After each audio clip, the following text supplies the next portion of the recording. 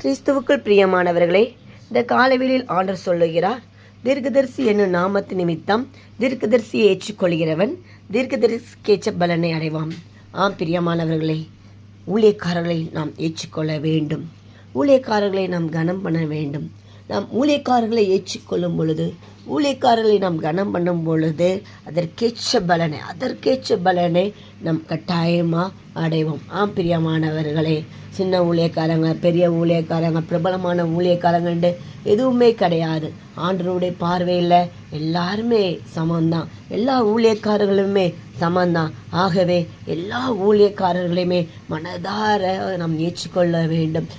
எந்த ஊழியக்காரர்களையும் குறை சொல்லக்கூடாது. நம் ஊழியக்காரர்களை குறை சொல்லும் பொழுது அது தேவனை குறை சொல்லுவதாக அர்த்தம். நம் ஊழியக்காரர்களை அற்பமாக எண்ணும் பொழுது தேவனை அற்பமாக எண்ணுவதற்கு அர்த்தம். ஆகவே நம் ஊழியக்காரர்களை ஏற்றுக்கொள்கிற ஒரு இருதயம் நமக்கு வேண்டும்.